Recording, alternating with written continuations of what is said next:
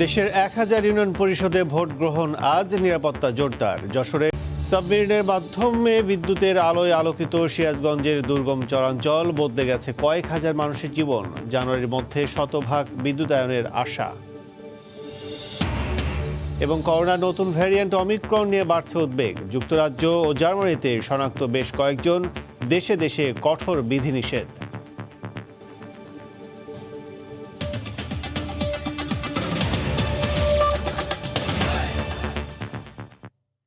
ভোরের সময় সঙ্গে আছি আমি কাজল আব্দুল্লাহ। তৃতীয় ধাপে 1000 ইউনিয়ন পরিষদ নির্বাচনের ভোট গ্রহণ আজ। কেন্দ্রে কেন্দ্রে পৌঁছে গেছে সরঞ্জাম। সহিংসতা ঠেকাতে কঠোর অবস্থানে আইন শৃঙ্খলা রক্ষা বাহিনী। তৃতীয় ধাপে ইউনিয়ন পরিষদ নির্বাচনের জন্য শনিবার দুপুরে সিলেটের দক্ষিণ সুরমা উপজেলার 5টি ইউনিয়নের 49টি কেন্দ্রের কর্মকর্তাদের কাছে নির্বাচনী সরঞ্জাম হস্তান্তর করা হয়। কমিশনের নির্দেশনা অনুযায়ী ব্যালট পেপার নির্বাচনের দিন সকালে কেন্দ্রে পৌঁছানো হবে। প্রস্তুতি হচ্ছে মোটামুটি খুব ভালো এবং সন্তোষজনক। আমাদের কমিশনে একটা নির্দেশনা ছিল যে আগের দিন ব্যালট পেপার সেন্টারে যাবে না, পরের দিন যাবে। নাটোরের বাগাতিপাড়া ও লালপুর উপজেলার কেন্দ্রে কেন্দ্রে পৌঁছে গেছে নির্বাচনী সামগ্রী। এ দুই উপজেলার 15টি ইউনিয়নে আওয়ামী লীগ সহ বিভিন্ন দলের 67 জন প্রার্থী প্রতিদ্বন্দ্বিতা করছেন চেয়ারম্যান পদে। রোববার মাদারীপুর সদর উপজেলার 14টি ইউনিয়ন পরিষদের মধ্যে ঝাউদি ইউনিয়নে ভোটগ্রহণ হবে ইভিএমে। শনিবার দুপুরে সদর উপজেলা চত্বর থেকে প্রিজাইডিং কর্মকর্তাদের হাতে সরঞ্জামাদি বুঝিয়ে দেন উপজেলা নির্বাচন কর্মকর্তা। তৃতীয় ধাপের ইউপি নির্বাচন সুষ্ঠুভাবে সম্পন্ন করতে সব ধরনের প্রস্তুতি নেওয়া হয়েছে বলে জানিয়েছেন ইসি সচিব হুমায়ুন কবির খন্দকার। শনিবার দুপুরে জাতীয় নির্বাচন কমিশনে এক সভা শেষে তিনি বলেন, বিভিন্ন স্থানে সাম্প্রদায়িক সহিংসতার জন্য এলাকায় আধিপত্য বিস্তার ও পূর্বশত্রুতায় দায়ী। পূর্বশত্রুতার কারণেও বা এলাকা ভিত্তিক যে প্রভাব বিস্তার করার জন্য অনেক সময় ঘটে থাকে। যদি কোথাও তারা মনে করেন যে তাদের আইন শৃঙ্খলা নিয়ন্ত্রণে রাখার জন্য এক্সট্রা ফোর্সের দরকার হয়, সেক্ষেত্রে আমরা দিয়ে থাকি। এদিকে পঞ্চম ধাপে দেশের 707টি ইউনিয়ন পরিষদে নির্বাচন অনুষ্ঠিত হবে আগামী 5 জানুয়ারি। মনোনয়ন দাখিলের শেষ দিন 7 ডিসেম্বর, যাচাই বাছাই 9 ডিসেম্বর এবং মনোনয়নপত্র প্রত্যাহারের শেষ তারিখ 15 ডিসেম্বর। মনিরুজ্জামান প্রান্ত, সময় সংবাদ। দক্ষিণ আফ্রিকায় শনাক্ত করোনার নতুন ভ্যারিয়েন্ট অমিক্রন আতঙ্ক এখন বিশ্বজুড়ে। যুক্তরাজ্যে দুজনের শরীরে ভ্যারিয়েন্ট শনাক্তের পর নড়েচড়ে বসেছে ব্রিটিশ সরকার। দেশটিতে সংক্রমণের মাত্রা যেন বাড়তে না পারে, সেজন্য কঠোর ব্যবস্থা নেওয়া হচ্ছে। লন্ডন থেকে বিস্তারিত শোয়েব কবিরের রিপোর্টে। যুক্তরাজ্যে শনিবার 2 ব্যক্তির শরীরে করোনার নতুন ধরন ওমিক্রনের অস্তিত্ব পাওয়ার কথা জানায় স্বাস্থ্য মন্ত্রণালয়। কোভিড সংক্রান্ত আনুষ্ঠানিক প্রেস কনফারেন্সে এসে নতুন ধরনের কোভিড নিয়ে সংশয় ও সতর্ক থাকার আহ্বান জানান ব্রিটিশ প্রধানমন্ত্রী Boris Johnson. As always with a new variant, there are many things that we just cannot know at this early stage, but our scientists are learning more hour by hour, and it does appear that Omicron spreads very rapidly and can be spread between people who are double vaccinated. দক্ষিণ আফ্রিকায় প্রথম শনাক্ত হওয়া করোনার নতুন ধরন Omicron আরও বেশি ভয়ঙ্কর ও শক্তিশালী বলে উদ্বেগ প্রকাশ করেছে বিশ্ব স্বাস্থ্য সংস্থা। ইতিমধ্যে যুক্তরাজ্য রোববার থেকে জিম্বাবুয়ে, দক্ষিণ আফ্রিকা সহ 6টি দেশকে ভ্রমণ নিষেধাজ্ঞার লাল তালিকাভুক্ত করে বিমান চলাচল বন্ধ ঘোষণা করেছে। এই ভাইরাসে অতি সংক্রমণ ক্ষমতা থাকায় তা অনেকটা উদ্বেগের বিষয়। কোভিডের মূল স্ট্রেনকে মাথায় রেখে তৈরি করা বর্তমান অনুমোদিত ভ্যাকসিনগুলো এই ভাইরাসের বিরুদ্ধে কার্যকারিতার ফলাফল জানতে আরো সময় অপেক্ষা করতে হতে পারে বলে জানালেন ব্রিটেনে কর্মরত বাংলাদেশি চিকিৎসক। এই নতুন যে ভ্যারিয়েন্ট, তাতে যে স্পাইক প্রোটিন আছে সেখানে দেখা যাচ্ছে 30 ধরনের মিউটেশন হয়, এবং এত বেশি সংখ্যক মিউটেশনের জন্য বর্তমান যে প্রতিষেধক যে ভ্যাকসিনটা মানে আছে সেটা কতটুকু কার্যকর, সেই জন্য বিজ্ঞানীরা একটু সন্দেহ পোষণ করছেন। অ্যান্টিভাইরাল যে মেডিকেশন গুলো যে করোনার এগেনস্টে ড্রাগ রেগুলেটরি কমিশন থেকে অ্যাপ্রুভ হয়েছে, সেটার কার্যকারিতা কিন্তু অন্যদিকে। এখানে কিন্তু তারা ওই মিউটেশনের উপরও কোনো কাজ করে না, এটা কাজ করে আপনার ভাইরাস রেপ্লিকেশন, উপরে এই ওষুধগুলো কাজ করে। তো সেদিক দিয়েও কিন্তু প্রতিরোধক ব্যবস্থাপনা কিন্তু যে ব্যবস্থা সেটা কিন্তু জারি থাকবে। গত সপ্তাহে ব্রিটেনে করোনা ভাইরাসের সংক্রমণের সংখ্যা প্রতিদিন 1.5 লাখের কাছাকাছি। করোনার আগ্রাসনের কারণে গেল বছর ক্রিসমাস উদযাপন করতে না পারার আক্ষেপটা হয়তো এবছর মিটানোর আশায় বুক বেঁধে রেখেছিলেন যুক্তরাজ্যবাসী। তবে সব পরিকল্পনা ভেস্তে গেল করোনার নতুন ধরন ওমিক্রনের কারণে। আনন্দ উচ্ছ্বাসের বদলে এখন মনে দানা বেঁধেছে সংশয় আর আতঙ্ক। শোয়েব কবির, সময় সংবাদ, লন্ডন। জার্মানির বার্নে দক্ষিণ আফ্রিকা থেকে ফেরত দুজনের শরীরে করোনার ওমিক্রন ভ্যারিয়েন্টের অস্তিত্ব পাওয়া গেছে। হোসেন প্রদেশে আরও একজনের শরীরে ভাইরাসের অস্তিত্ব থাকতে পারে বলে শঙ্কা প্রকাশ করেছে দেশটির স্বাস্থ্য বিভাগ। বিস্তারিত জানাচ্ছেন সহকর্মী বিটু বড়ুয়া। অবশেষে শঙ্কায় সত্যি হলো। বেলজিয়াম, ইতালি, চেক রিপাবলিক ও নেদারল্যান্ডসের পর এবার জার্মানিতেও পাওয়া গেল দক্ষিণ আফ্রিকায় করোনার নতুন রূপ পাওয়া B11529 ওমিক্রন ভাইরাসের অস্তিত্ব। গেল 24শে নভেম্বর দেশটির বায়ার্ন মিউনিক বিমানবন্দরে দক্ষিণ আফ্রিকা ফেরত 2 যাত্রীর শরীরে এ ভাইরাস শনাক্তের বিষয়টি নিশ্চিত করেছেন প্রদেশের স্বাস্থ্যমন্ত্রী ক্লাউস হোলেটশেক। এদিকে ফ্রাঙ্কফুর্টের বিমানবন্দরে গত 21শে নভেম্বর দক্ষিণ আফ্রিকা ফেরত করোনার 2 ডোজ নেওয়া আরও এক যাত্রীর শরীরে ভয়ঙ্কর ওমিক্রন ভাইরাসের অস্তিত্ব থাকতে পারে বলে সন্দেহ প্রকাশ করেছেন স্থানীয় স্বাস্থ্য বিভাগ। সন্দেহভাজন ওই যাত্রীকে আইসোলেশনে রাখা হয়েছে। এদিকে হাসপাতালে আইসিইউ এর পাশাপাশি সংকট আছে করোনার পর্যাপ্ত টিকারও। তবে এই সপ্তাহে 10 থেকে 11 মিলিয়ন এবং আসছে সপ্তাহে আরও 14 মিলিয়ন টিকা বরাদ্দের বিষয়টি তুলে ধরেন সিডিইউর এই মন্ত্রী। অন্যদিকে জার্মানির সবচেয়ে ভয়ের কারণ প্রতিবেশী দেশ নেদারল্যান্ডসে দক্ষিণ আফ্রিকার করোনার নতুন ভেরিয়েন্ট ওমিক্রনের দ্রুত সংক্রমণ নিয়ে। নতুন করে দক্ষিণ আফ্রিকার কেপটাউন ফেরত একটি বিমানের কমপক্ষে 61 জন যাত্রী ওমিক্রন ভাইরাসে আক্রান্ত হওয়ায় আতঙ্কিত গোটা দেশ। করোনার যে কোনো ভেরিয়েন্টের চাইতে শতগুণ শক্তি নিয়ে সংক্রমিত হতে পারে দক্ষিণ আফ্রিকায় সদ্য নতুন রূপ পাওয়া করোনার এই ওমিক্রন ভাইরাস। তাই ফ্রাঙ্কফুর্ট এবং মিউনিকের পর জার্মানির অন্যান্য অঞ্চলে ছড়িয়ে যাওয়ার আগেই সকল নাগরিকদের সতর্ক থাকার পরামর্শ দিয়েছে জার্মান স্বাস্থ্য অধিদপ্তর। জার্মানি থেকে বিটু বড়ুয়া, সময় সংবাদ। দক্ষিণ আফ্রিকায় করোনার নতুন ধরন শনাক্তের পর দেশটির স্থানীয় প্রবাসী বাংলাদেশিদের মধ্যে আতঙ্ক ছড়িয়ে পড়েছে। এর মধ্যে জোহানেসবার্গ সহ বিভিন্ন শহরে ওমিক্রন ছড়িয়ে পড়ছে। এর মধ্যে প্রস্তুতি নিতে শুরু করেছে দেশটির সরকার। দক্ষিণ আফ্রিকা থেকে মিজানুর রহমান রাসেলের রিপোর্ট। দক্ষিণ আফ্রিকায় করোনার নতুন ধরন শনাক্তের পর এটি দেশের বিভিন্ন স্থানে ছড়িয়ে পড়তে শুরু করেছে। এখন পর্যন্ত সবচেয়ে বেশি সংক্রমিত হয়েছে জোহানেসবার্গের গাউটিং প্রদেশ সহ আশেপাশের শহরগুলোতে। ব্যাপকভাবে সংক্রমণ ছড়ানোর পাশাপাশি আবারও আগের মতো ভাইরাসটি মহামারী ধারণ করতে পারে বলে শঙ্কা বিশেষজ্ঞদের। এরই মধ্যে দক্ষিণ আফ্রিকার নাগরিকদের প্রবেশে নিষেধাজ্ঞা দিয়েছে বিশ্বের বিভিন্ন দেশ। বন্ধ রয়েছে এমিরেটস, কাতার সহ সিঙ্গাপুর এয়ারলাইন্সের সকল ফ্লাইট। করোনার নতুন ধরন শনাক্তের জন্য দক্ষিণ আফ্রিকার বিজ্ঞানীদের ধন্যবাদের পরিবর্তে দেশটির নাগরিকদের ভ্রমণ নিষেধাজ্ঞা করায় ক্ষোভ জানিয়েছে দক্ষিণ আফ্রিকা সরকার। নতুন করে আতঙ্ক ছড়িয়ে পড়েছে প্রবাসী বাংলাদেশি কমিউনিটিতে। বাইরে চলাচলের সতর্কতা এবং স্বাস্থ্যবিধি মেনে চলার আহ্বান জানিয়েছেন দেশটিতে কর্মরত প্রবাসী বাংলাদেশি চিকিৎসকরা। ছড়িয়ে পড়ে তাহলে আমাদের স্বাভাবিক জীবনযাপন চলাচলে একদিন বিঘ্নিত ঘটবে এবং ব্যবসা বাণিজ্য আমরা অনেক রকমের ক্ষতিগ্রস্ত হয়ে যাব। আমরা এখনো জানি না যে এই ভ্যারিয়েন্টটা কতটুকু ক্ষতিকর হবে। এটার জন্য যে ভ্যাকসিন নেওয়া দরকার সেই ভ্যাকসিনগুলো আমাদের নিতে হবে, স্বাস্থ্যবিধি মেনে চলতে হবে, মাস্ক পরা, হ্যান্ড স্যানিটাইজেশন, সোশ্যাল ডিস্টেন্সিং এগুলো আমাদেরকে একদম খুব ভালো মতো মেনটেন করতে হবে। দুর্যোগ মোকাবেলায় দেশটির ন্যাশনাল করোনা কমান্ডো কাউন্সিলের সঙ্গে বৈঠক করতে যাচ্ছেন দেশটির প্রেসিডেন্ট রামাপোসা। বিশেষজ্ঞদের পরামর্শ অনুযায়ী প্রেসিডেন্ট জাতির উদ্দেশ্যে ভাষণ দিয়ে লকডাউন নীতিমালার পরিবর্তন আনতে পারেন বলে ধারণা করা হচ্ছে। প্রাণঘাতী করোনার 3 দফা সংক্রমণের ক্ষয়ক্ষতি কাটিয়ে উঠতে না উঠতেই নতুন করে নতুন ভেরিয়েন্ট শনাক্ত হয়েছে দক্ষিণ আফ্রিকায়। ওমিক্রন নামে নতুন ধরন ব্যাপক হারে ছড়িয়ে পড়লে পিছিয়ে পড়বে দেশ আর ক্ষতিগ্রস্ত হবে দেশটির অর্থনীতি। এমনটাই আশঙ্কা প্রকাশ করছেন দেশটিতে বসবাসরত স্থানীয় এবং প্রবাসী বাংলাদেশিরা। দক্ষিণ আফ্রিকা থেকে মিজানুর রহমান রাসেল, সময় সংবাদ। করোনা নতুন ধরন ওমিক্রনের বিরুদ্ধে বাজারে ব্যবহৃত টিকা আদৌ কার্যকর কিনা তা নিয়ে চলছে গবেষণা। তবে বর্তমান টিকা ওমিক্রন প্রতিরোধী না হলে 100 দিনের মধ্যে ভ্যাকসিনের নতুন ভার্সন বের করার ঘোষণা দিয়েছে ফাইজার ও বায়োনটেক।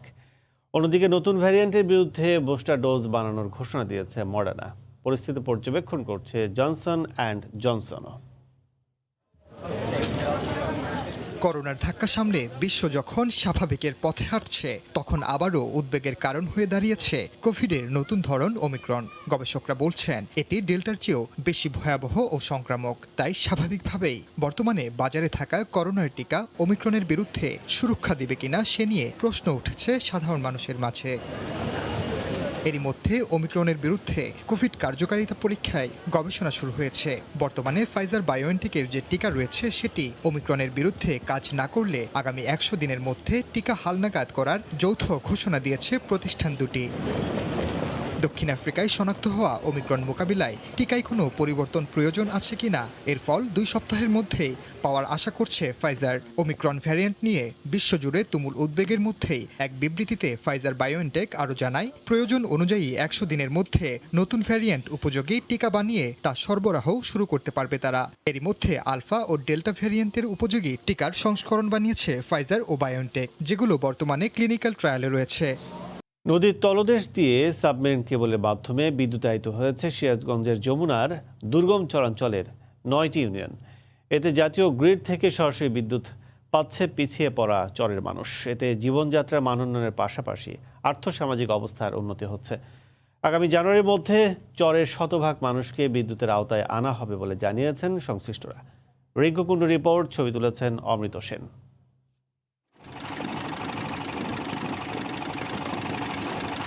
যমুনা নদী বেষ্টিত সিরাজগঞ্জের মূল ভূখণ্ড থেকে বিচ্ছিন্ন জেলার 5টি উপজেলার বেশ কয়েকটি চর। দুর্গম চরে বসবাসরত পিছিয়ে পড়া মানুষদের যোগাযোগের একমাত্র মাধ্যম নৌকা। যমুনার বুকে দাঁড়িয়ে থাকা এসব চরের মানুষেরা দীর্ঘদিন ধরে সোলার প্যানেলের মাধ্যমে বিদ্যুৎ সরবরাহ করে আসছিল। তাই সরকার পিছিয়ে পড়া চরাঞ্চলের মানুষের কাছে সরাসরি বিদ্যুৎ পৌঁছাতে জামালপুর পল্লী বিদ্যুৎ সমিতি থেকে সংযোগ নিয়ে যমুনা নদীর তলদেশ দিয়ে সাবমেরিন কেবল স্থাপন করে। জেলার কাজীপুর উপজেলার নাটোয়ারপাড়া ও রূপসাতে স্থাপিত দুটি অত্যাধুনিক স্টেশন থেকে সংযোগ নিয়ে এক চর থেকে অন্য চরে স্থাপন করা হয়েছে সারি সারি খাম্বা। টানানো হয়েছে 700 কিলোমিটার বিদ্যুতের তার। সরাসরি জাতীয় গ্রিড থেকে বিদ্যুৎ সংযোগ পাওয়ায় ঘুরতে শুরু করেছে চরের মানুষের ভাগ্যের চাকা। আমরা হারিকেল কুপি ব্যবহার করছি, আর আমরা লাইট পাচ্ছি, ফ্যান ব্যবহার করবো। এখন আমরা লাইট পাচ্ছি, ফ্যান পাচ্ছি, এখন আমরা নির্বিঘ্নে আলো জ্বালাতে পারছি, সবাই পড়াশোনা করতে পারতেছে। কারেন্ট আসাতে আমাদের অনেক সুবিধা হয়েছে, যেমন সবসময় কাজ করতে পারতেছি। এখন বিদ্যুৎ আসার কারণে আমরা সরকারকে ধন্যবাদ জানাই। ইতিমধ্যে চরের প্রায় 24,000 গ্রাহককে বিদ্যুৎ সংযোগ দেওয়া হয়েছে। আগামী জানুয়ারির মধ্যে চরের শতভাগ মানুষকে বিদ্যুতের আওতায় আনা হবে বলে জানান জামালপুর পল্লী বিদ্যুৎ সমিতির জেনারেল ম্যানেজার। ইতিমধ্যে এই চর এলাকায় আমরা প্রায় 24,000 গ্রাহককে বিদ্যুৎ সরবরাহ করছি এবং আমাদের চেষ্টা মুজিব বর্ষের মধ্যে চর এলাকায় সমস্ত গ্রাহক যেন আমাদের বিদ্যুতের সেবার আওতায় আসে। আর নদীর তলদেশ দিয়ে আনা সাবমেরিন কেবলগুলো নিয়মিত রক্ষণাবেক্ষণের পাশাপাশি বিকল্প টাওয়ার নির্মাণের উদ্যোগ নেওয়া হচ্ছে। ভবিষ্যতে যদি সাবমেরিন কেবলের কোনো রকম সমস্যা হয়, বিকল্প সোর্সের মাধ্যমে এই টাওয়ার দিয়ে যাতে আমরা বিদ্যুৎ চালু রাখতে পারি। চরের মানুষের আর্থসামাজিক উন্নয়নের নানা পরিকল্পনা নেওয়া হচ্ছে বলে জানান স্থানীয় সংসদ সদস্য। চরাঞ্চলের যে একটি সকল সময় একটি বৈষম্যের যে একটি বিষয় ছিল, সেটি আর থাকবে না। অদূর ভবিষ্যতেই কাজীপুরের সকল অঞ্চল সমভাবে উন্নয়নের অগ্রযাত্রায় সামিল হতে পারবে এবং চরও তার ব্যতিক্রম হবে না, এবং সেক্ষেত্রে এই বিদ্যুতায়নটি সবথেকে গুরুত্বপূর্ণ ভূমিকা পালন করবে। সাবমেরিন কেবলের মাধ্যমে সিরাজগঞ্জের কাজীপুর উপজেলার যমুনা চরে অবস্থিত 7টি ইউনিয়ন ও সদর উপজেলার 2টি ইউনিয়ন বিদ্যুতের আওতায় এসেছে। রিঙ্কু কুণ্ডু, সময় সংবাদ, সিরাজগঞ্জ। দেশে বিনিয়োগ বাড়াতে হলে সারা বিশ্বে বাংলাদেশে লাভজনক বিনিয়োগ পরিবেশের প্রচারণা বাড়াতে হবে বলে জানিয়েছেন প্রধানমন্ত্রীর বেসরকারি শিল্প বিনিয়োগ বিষয়ক উপদেষ্টা Salman F Rahman. Bangladesh investment development authority বিডার দুদিনব্যাপী ন্যাশনাল ইনভেস্টমেন্ট সামিট 2021 নিয়ে সংবাদ সম্মেলনে কথা বলেন তিনি। বাংলাদেশে বিনিয়োগের পরিবেশ নিয়ে প্রচারণা বৃদ্ধির জন্য আন্তর্জাতিক গণমাধ্যমগুলোর সাথেও আলোচনা চলছে বলে জানান তিনি। সংবাদ সম্মেলনে বিডার নির্বাহী চেয়ারম্যান জানান, 28 ও 29 নভেম্বর দুদিনব্যাপী এই সম্মেলনে বিনিয়োগ বান্ধব বিভিন্ন খাতের অবস্থা তুলে ধরা হবে। পৃথিবীতে আর অন্য কোন দেশের আপনারা কিন্তু एग्जांपल দিতে পারবেন না যে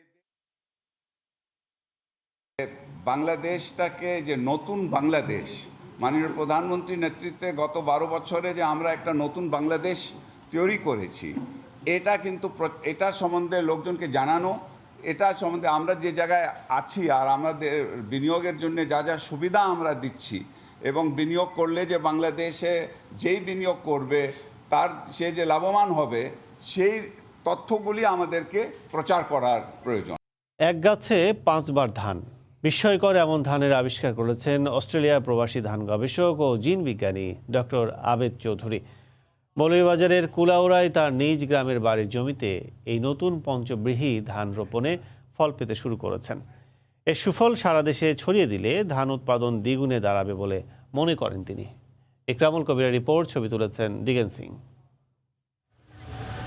দেশের মানুষের খাদ্য নিরাপত্তার কথা চিন্তা করে অস্ট্রেলিয়ার জাতীয় গবেষণা সংস্থার প্রধান ধান বিজ্ঞানী ডক্টর আবেদ চৌধুরী ধান উৎপাদনে বিস্ময়কর আবিষ্কার করেছেন।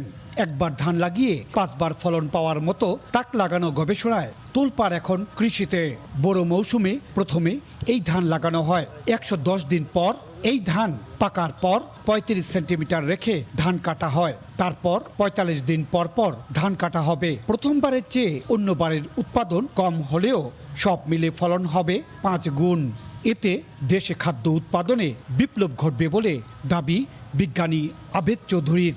আগামীতে এই ধানটাকে আমি সারা বাংলাদেশে ছড়িয়ে দেব এবং বাংলাদেশের অত্যন্ত সাধারণ মানুষ, দরিদ্র কৃষকেরা এই ডিসকভারি থেকে, এই ইনোভেশন থেকে, এই আবিষ্কার থেকে উপকৃত হবেন। মৌলভীবাজারের কুলাউড়া উপজেলার হাজিপুর ইউনিয়নের কানিহাটা গ্রামে সরেজমিন গিয়ে দেখা যায় এখন দ্বিতীয় দফায় ধান কাটার প্রস্তুতি চলছে।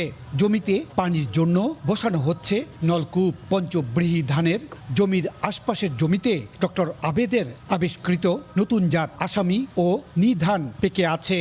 এই বিস্ময়কর উদ্ভাবন দেখতে দেশের বিভিন্ন প্রান্ত থেকে আসছে মানুষ। এক সাথে এবং কি 1 বছরের মধ্যে 5টা ফলন চলে আসবে, এটা আমি দেখার জন্য আসছি আর কি। ধান একবার কাটা হয়েছে, আরবার খাতবা, এখন তারা পানি দের, ঔষধ দের। দেশের কৃষিবিদরা নতুন উদ্ভাবনকে স্বাগত জানিয়ে বলেন, এই ধান সংযোজন করা গেলে সম্প্রসারণে কৃষি বিভাগ সহযোগিতা করবে। লাভজনক হতে হবে এবং আমার টোটাল প্রোডাকশনটা কিন্তু আমার 1 বছরের যে প্রোডাকশন আমি একটা জমি থেকে পেতে পারি শস্যের নিবিড়তার মাধ্যমে 2টা বা 3টা ফসল করে, সেটার সমান বা তার চেয়ে বেশি হতে হবে। একবার বোরো, 2 বার আউশ এবং 2 বার আমন ধান উৎপাদন হয় একবারই লাগানো ধান থেকে। এই জমিতে প্রথমবার ধান লাগানোর পর একবার ধান কাটা হয়ে গিয়েছিল, এবার দ্বিতীয় ফসল এসেছে। এইভাবে 5 বার এই জমি থেকে ধান কাটা হবে, এমনটাই দাবি বিজ্ঞানী আবেদ চৌধুরীর। মৌলভীবাজারের কুলাউড়ার কানিহাটি এলাকা থেকে ইকরামুল কবির, সময় সংবাদ। এবার গুচ্ছ পদ্ধতিতে অনুষ্ঠিত হয় দেশের 7টি কৃষি বিশ্ববিদ্যালয় 2020-21 শিক্ষাবর্ষের ভর্তি পরীক্ষা। শনিবার সকাল 11:30টায় সারা দেশের মোট 7টি কেন্দ্রে ভর্তি পরীক্ষা অনুষ্ঠিত হয়। মোট 76,539 জন শিক্ষার্থীর আবেদনের প্রেক্ষিতে পরীক্ষা দেওয়ার সুযোগ পান 34,846 জন। এর মধ্যে বাংলাদেশ কৃষি বিশ্ববিদ্যালয় কেন্দ্রে পরীক্ষার্থীর সংখ্যা 12,500 জন। স্বাস্থ্যবিধি মেনে সুষ্ঠুভাবে ভর্তি পরীক্ষা সম্পন্ন হয়। এসএসসি এবং এইচএসসি পরীক্ষায় যারা পদার্থ, রসায়ন, জীববিজ্ঞান ও গণিত মিলিয়ে 1030 নম্বর পেয়েছে, শুধুমাত্র তারাই ভর্তি পরীক্ষায় অংশগ্রহণের সুযোগ পান।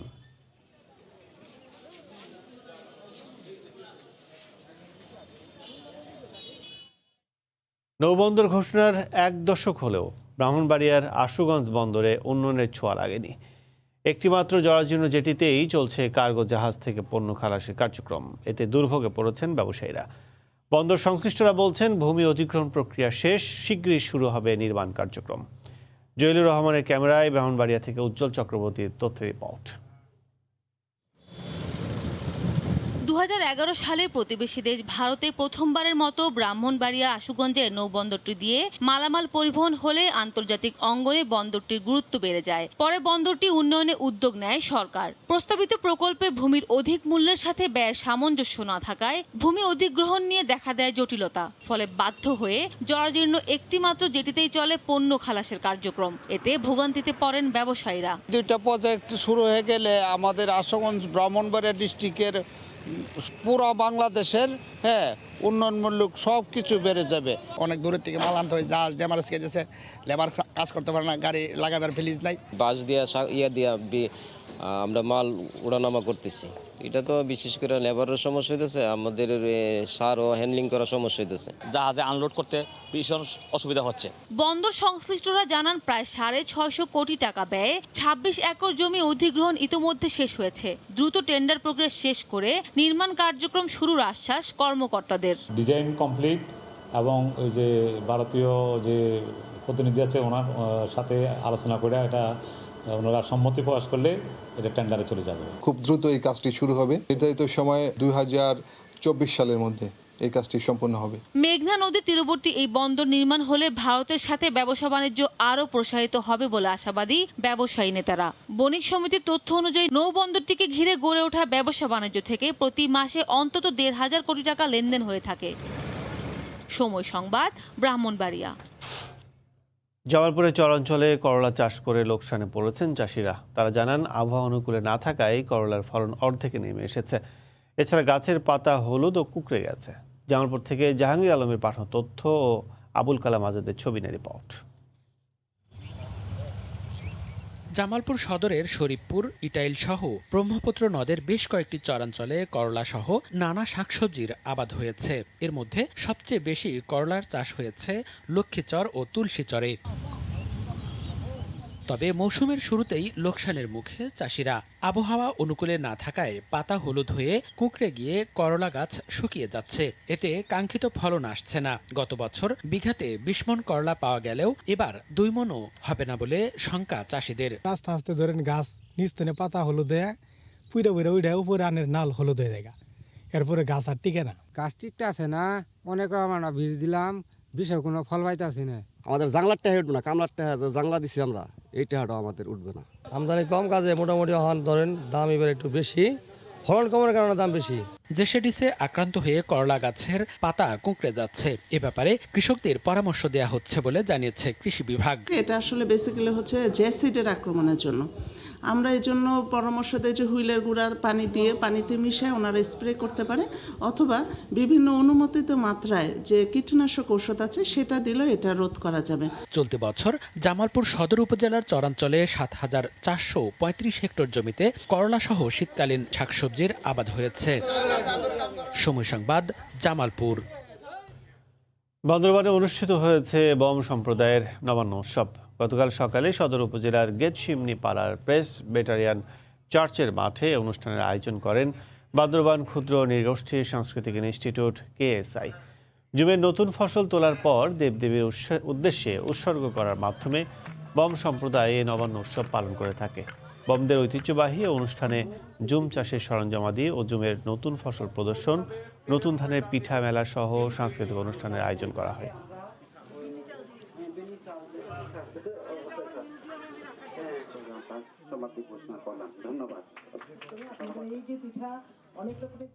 বগুড়া জেলার 200 বছর পূর্তিতে নানা অনুষ্ঠানের আয়োজন করা হয়। গতকাল শহরের শহীদ টিটু মিলনায়তনে বগুড়া ইতিহাস চর্চা পরিষদ আয়োজনে বগুড়ার উন্নয়নের সমস্যা ও সম্ভাবনা এই প্রতিপাদ্যে প্রথম সেমিনার হয়। এ সময় বগুড়ার সমৃদ্ধ ইতিহাসের পাশাপাশি জেলার সম্ভাবনার বিভিন্ন দিক নিয়ে আলোচনা করেন বক্তারা। পাশাপাশি উন্নয়নের পথে সমস্যাগুলো তুলে ধরা হয়। পরে বগুড়ার লোকজ সংস্কৃতি অতীত ও বর্তমান শীর্ষক দ্বিতীয় সেমিনার অনুষ্ঠিত হয়। প্রতি বছর 13 এপ্রিল ব্রিটিশ সরকার কর্তৃক বগুড়াকে জেলা ঘোষণার 200 বছর পূর্ণ হয়।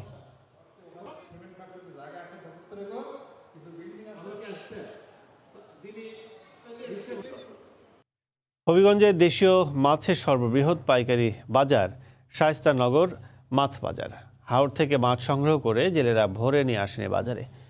এখান থেকে দেশের বিভিন্ন জেলায় যায় এসব মাছ। এই মুহূর্তে শায়েস্তানগর আছেন রাশেদ আহমদ খান, সরাসরি চলে যাচ্ছে তার কাছে। রাশেদ। ধন্যবাদ কাজল। আমি আছি এখন হবিগঞ্জের ঐতিহ্যবাহী মাছের বাজার শায়েস্তানগর মাছের বাজার। এটি এই মাছের বাজারে ভোর থেকে আলু ফুটার সাথে সাথে বিভিন্ন হাওর এবং নদী থেকে শিকারীরা মাছ নিয়ে আসেন এখানে।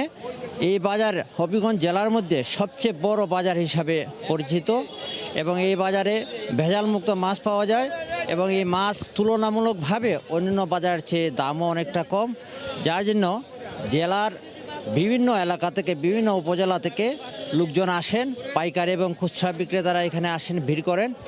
এবং হবিগঞ্জের বাইরে থেকেও বিভিন্ন জেলা থেকে পাইকাররা এখানে আসেন, মাছ নিয়ে ঢাকা সহ চিটাগাং সহ বিভিন্ন জায়গায় মাছ বিক্রি করেন।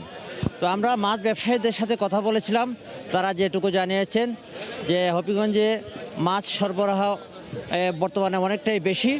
তবে এখন আজকে বিশেষ করে আজকে ইউপি নির্বাচন থাকায় মৎস্য ব্যবসায়ীরা যারা ভোটার আছেন তারা অনেকেই ভোট কেন্দ্রে চলে গেছেন, যার জন্য কিছুটা আজকে মাছের এখানে সরবরাহ কিছুটা কমেছে। তারপরেও এখানে মাছ ধীরে ধীরে যত ভোরের আলু ফোটার সাথে সাথে ধীরে ধীরে মাছ ব্যবসায়ীরা এখানে নিয়ে আসেন। বিভিন্ন নদী, হবিগঞ্জের বিভিন্ন নদী হাওর থেকে মিঠা পানির মাছগুলো এখানে নিয়ে আসেন। তো মাছ ব্যবসায়ীরা আমাকে জানিয়েছেন যে হবিগঞ্জ জেলার খোয়াই নদী, রত্না নদী, সুটকি নদী, তারপর করাঙ্গি নদী, এসব নদী থেকে তারা মাছ সংগ্রহ করে মাছ নিয়ে আসেন এবং এই মাছ সকাল থেকেই তারা এখানে নিয়ে আসার পর জেলার বিভিন্ন এলাকা থেকে পাইকাররা আসেন এবং মাছ এখানে বিক্রি করেন। তো এখানে মাছ ব্যবসায়ীদের সাথে আমি কথা বলেছিলাম, বাজার কমিটির কয়েকজন আমাকে জানিয়েছেন যে মাছ এখানে প্রচুর পরিমাণে মাছ এবং ক্রেতা বিক্রেতা আসেন, কিন্তু স্থান সংকুলনের কারণে অনেকটা তাদের বেচাকেনা অনেকটা প্রবলেম হয়। তারা জানিয়েছেন যে যদি এখানে তাদের স্থানটা আরও বড় করা যায় এবং এই বাজারটা যদি আরও সুপরিসরভাবে করা যায়, দোতলা করা যায়, তাহলে এখানে আরও বেশি বেশি ব্যবসায়ীরা আসবেন এবং মাছ বিক্রি করতে পারবেন। তো আমি এখানে মাছ ব্যবসায়ীদের সাথে কথা বলেছিলাম, তারা জানিয়েছেন যে এখানে বিশেষ করে বোয়াল মাছ 700 টাকা কেজি করে বিক্রি হচ্ছে, রুই মাছ বিক্রি হচ্ছে 600 টাকা কেজি, এখানে পাবদা মাছ বিক্রি হচ্ছে 600 টাকা কেজি, তারপর ট্যাংরা মাছ বিক্রি হচ্ছে এখানে 400 টাকা কেজি, তারপর আপনার ছোটো মাছ বিভিন্ন মলা ঢেলা এগুলা বিক্রি হচ্ছে গড়ে 500 টাকা কেজিতে। তো এখানে মাছ ব্যবসায়ীরা আমাকে জানিয়েছেন যে এখানে মাছের যে দর কিছুটা বেশি হলো, প্রকৃতপক্ষে এখানে ভালো মাছ পাওয়া যায় বলে খুচরা ক্রেতারা এখানে আসেন সকাল থেকেই। তো আমি ব্যবসায়ীদের সাথে কথা বলে যতটুকু জেনেছি, এখানে মিঠাপানির মাছের হবিগঞ্জ জেলার এই বাজারটি সবচেয়ে বড় বাজার এবং এই বাজারে এখানে আমরা যারা ব্যবসায়ীরা আসেন এবং খুচরা ব্যবসায়ী যারা আছেন তারা এখানে এই বাজারের মধ্যে এখানে তারা মাছ নিয়ে আসেন। এই মাছ জেলার বিভিন্ন জায়গায় যায় এবং আমাদের যে হবিগঞ্জ জেলার বিভিন্ন উপজেলার যে বাজারগুলো আছে এই বাজারগুলোতে এখানে মাছ বিক্রি হয়। তো মাছ ব্যবসায়ীরা জানিয়েছেন যে তাদের বাজারের যে সমস্যাটা, এই সমস্যাটা সমাধান হলে এখানে আরও বেশি বাজার জমে উঠবে। ওই ছিল আজকে শায়েস্তানগর মাছ বাজার থেকে আমার কাছে সর্বশেষ। কাজল। হবিগঞ্জ থেকে পাইকারি মাছের বাজারের শেষ অবস্থা জানাচ্ছিলেন সহকর্মী রাশেদ আহমদ খান। ক্রেতা বিক্রেতার সমাগমে জমে উঠেছে রাজশাহী নওদাপাড়া মাছের আড়ত। শীতের কারণে সরবরাহ কম থাকায় পুকুর, নদী ও খালবিলের মাছের দাম কিছুটা চড়া বলে জানান ক্রেতা ও ব্যবসায়ীরা। আব্দুল সালামের তোলা ছবিতে বিস্তারিত সাইফুর রহমান রকির রিপোর্টে। ভোরের আলো ফুটতেই ক্রেতা বিক্রেতার সমাগমে সরগরম হয়ে ওঠে নওদাপাড়া মাছের আড়ত। পুকুরে চাষ করা হরেক রকম তাজা মাছ নিয়ে শীতের সকালে ঘন কুয়াশার মাঝেই আড়তে আসেন মৎস্যজীবীরা। এরপর হাঁকডাকের মাধ্যমে চলে বেচাকেনা। আকার ভেদে দামের ভিন্নতা থাকলেও সরবরাহ কম থাকায় দাম ভালো পাওয়ার কথা জানান চাষি ও ব্যবসায়ীরা। বোয়াল মাছ বিলের এটা বেচলাম 400 টাকা কেজি, আর টাকি মাছ যেটা বলা হয় ওটা বেচলাম 120 টাকা কেজি। আজকে মাছের বাজারে প্রচুর দাম। আপনার লালের মাছ আছে 150 টাকা কেজি, আপনার রুই মাছ আছে 220 টাকা, 200 টাকা। এদিকে পুকুরের পাশাপাশি নদী খাল বিলে জেলেদের জালে ধরা পড়ছে ট্যাংরা, পুঁটি, কই, শৈল, বোয়াল সহ নানা ধরনের মাছ। তবে আড়তে সরবরাহ কম থাকায় দাম বেশি বলে জানান ক্রেতা ও ব্যবসায়ীরা। আবহাওয়া খারাপের জন্য আমদানি কম, যার কারণে দাম বেশি।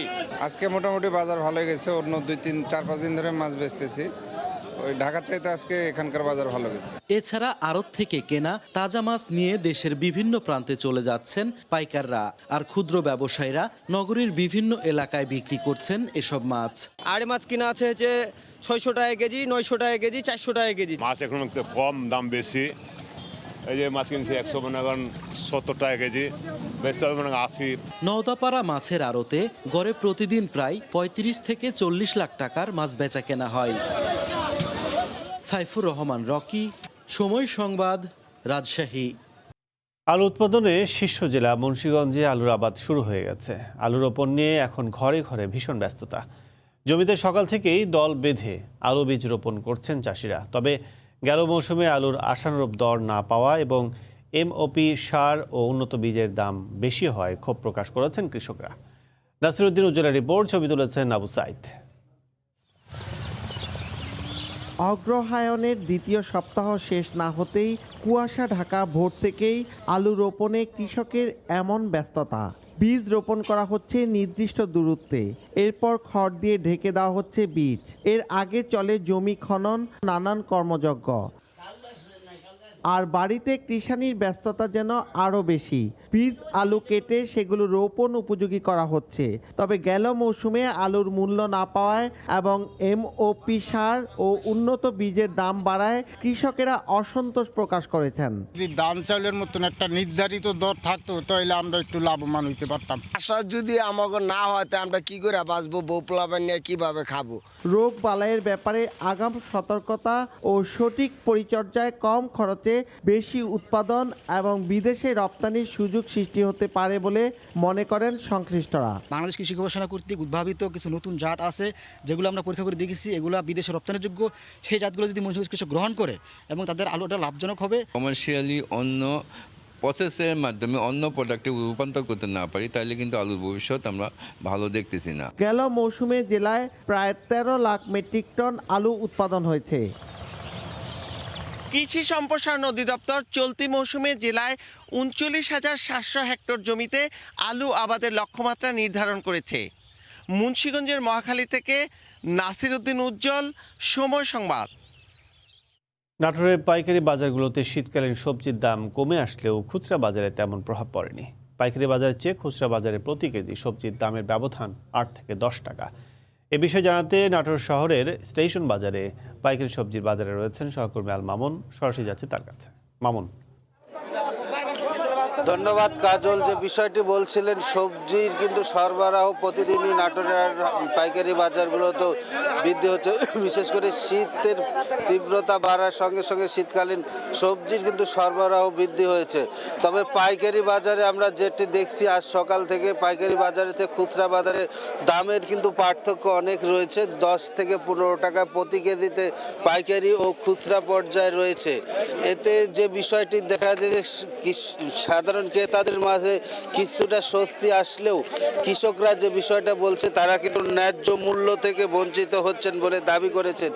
আজকে সকাল থেকে নাটোর স্টেশন বাজারে পাইকারি পর্যায়ে ফুলকপি 20 থেকে 25 টাকায়, এটি কিন্তু খুচরা বিক্রি হচ্ছে 30 থেকে 35 টাকায়। সিম 20 থেকে 24 টাকার মধ্যে পাইকারি বিক্রি হচ্ছে। খুচরার দাম কিন্তু এটি রয়েছে 35 থেকে 40 টাকায়। বরবটি যেটি 25 থেকে 30 টাকা পাইকারি দাম, সেটি খুচরা 35 থেকে 40 টাকা বিক্রি হচ্ছে। তবে যে বিষয়টি আমরা বলতে পারি যে টমেটো কিন্তু দাম এখনো নিয়ন্ত্রণহীন রয়েছে। এটির দাম বাজারে পর্যাপ্ত না আসা, এটির দাম কিন্তু এখনো নিয়ন্ত্রণে আসেনি। টমেটো যেটি আজকে আমরা সকাল থেকে দেখেছি 100 থেকে 110 টাকা পাইকারি পর্যায়ে বিক্রি হয়েছে। খুচরা সেটি 120 থেকে 140 টাকার মধ্যে বিক্রি হয়েছে। এছাড়া লাউ যেটি 10 থেকে 15 টাকা পাইকারি বিক্রি হলেও সেটি কিন্তু খুচরা পর্যায়ে 25 থেকে 30 টাকা বিক্রি হতে দেখা গেছে। করলা যেটি 22 থেকে 25 টাকায় বিক্রি হলেও সেটি কিন্তু বিক্রি হচ্ছে 35 থেকে 40 টাকা। আজকে কিন্তু আমরা এই প্রথম নাটোরে নতুন আলু যেটি আসতে দেখেছি আমরা, সেই নতুন আলুটি 80 থেকে 90 টাকার মধ্যে পাইকারি পর্যায়ে বিক্রি হচ্ছে। তবে গত 1 মাস ধরে যে দাম পেয়েছেন কৃষকরা, সেই দাম কিন্তু এখন কৃষকরা পাচ্ছেন না বলে দাবি করছেন। গত 10 থেকে 15 দিনের ব্যবধানের এই সবজির দামগুলো অর্ধেকে নেমে এসেছে বলে কৃষকরা যেটি দাবি করেছেন। তবে এই আগাম যেটি অগ্রিম যেটি চাষাবাদ করেছিলেন কৃষকরা, সেটির কিন্তু একেবারেই উৎপাদন খরচ বেশি হয়েছে বলে সেই কৃষকরা দাবি করেছেন। তবে এখনকার সেই খরচ হিসাবে বলতে গেলে সেই দাম কিন্তু তারা পাচ্ছেন না বলে দাবি করছেন এবং এই দাম আরও যে নিম্নমুখী, সে নিম্নমুখী হতে গেলে কৃষকরা লোকসান হবে বলে দাবি করেছেন।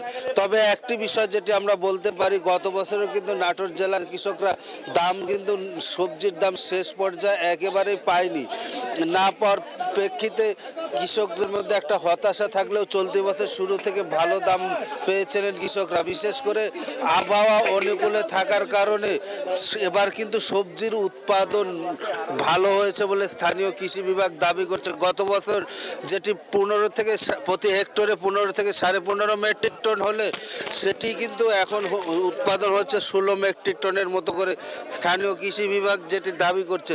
তবে একটি বিষয় যেটা আমরা বলতে পারি, স্থানীয় কৃষকদের সাথে কথা বলে দেখেছি, তারা যেটি বলছে তাদের একটি দাবি, এখানে কৃষকদের কাছে থেকে সরাসরি যদি ভোক্তা পর্যায়ে বিক্রি করার যদি ব্যবস্থা করা যেত, বিশেষ করে কৃষি বাজারের করার ব্যবস্থা করতে পারলে সে বাজারে তারা ন্যায্য মূল্য নিশ্চিত হতেন এবং যে লোকসান রয়েছে সেই লোকসানটা হতেন। তো আর কৃষি বাজার স্থাপন সম্ভব না হলে কৃষকরা দাবি বাজার মনিটরিংয়ে দাবি যে মধ্যস্বত্বভোগী থেকে তারা মুক্তি পায়। কাজল, এই ছিল স্টেশন বাজার থেকে সবজি বাজারের সর্বশেষ। শীতের আগমনে কম্বল তৈরিতে ব্যস্ত সময় পার করছেন ঠাকুরগাঁওয়ের তাঁতিরা। তবে সুতার দাম সহ উৎপাদন খরচ বেড়ে যাওয়ায় কম্বল বিক্রি করে খুব একটা লাভবান হচ্ছেন না তারা। এ অবস্থায় স্বল্প সুদে ঋণ সহায়তার পাশাপাশি প্রয়োজনীয় উদ্যোগ নেওয়ার কথা জানান বিসিকের কর্মকর্তারা। ঠাকুরগাঁও থেকে জিয়াউর রহমান বকুলের তথ্য ও সুমন হোসেনের ছবিতে রিপোর্ট। ঘরে ঘরে তাঁতের খুটখাট শব্দ, পুরাতন কাপড় থেকে সুতা ছাড়িয়ে এবং নতুন সুতার মিশ্রণে বাহারি কম্বল তৈরি করছেন ঠাকুরগাঁও সদরের কেশুরবাড়ি গ্রামের তাঁতিরা। শীত এলেই তাদের ব্যস্ততা বেড়ে যায় কয়েক গুণ।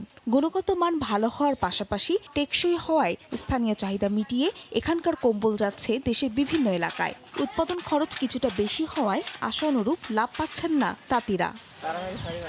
বাবা দাদার ঐতিহ্য ধরে রাখতে দীর্ঘদিন ধরে এ পেশায় জড়িত থাকলেও বর্তমানে সুতার দাম বেড়ে যাওয়ায় বিপাকে পড়েছেন তারা। প্রতিযোগিতার এই বাজারেই পরিবার পরিজন নিয়ে সংসার চালাতে হিমশিম খাওয়ায় অনেকেই বদলে ফেলছেন পেশা। সুতা যে রেটে পাইছিলাম এখন সুতার দাম অনেক বেশি, কম্বলের দাম এখন খুব নিম্ন।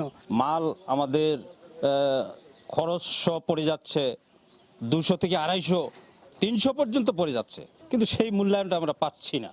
সরকার যদি আমাদের কম্বল যদি কিনে, তাহলে আমরাও কিছু লাভবান হতে পারি। এ অবস্থায় স্বল্প সুদে ঋণ সহায়তার পাশাপাশি প্রয়োজনীয় উদ্যোগ নেবার কথা জানান বিসিকের কর্মকর্তা। কোনো প্রাতিষ্ঠানিক হেল্প, বিশেষ করে অর্থনৈতিক হেল্প, যেমন হচ্ছে ঋণের ব্যবস্থা, সেই ব্যবস্থাটা আমরা করব।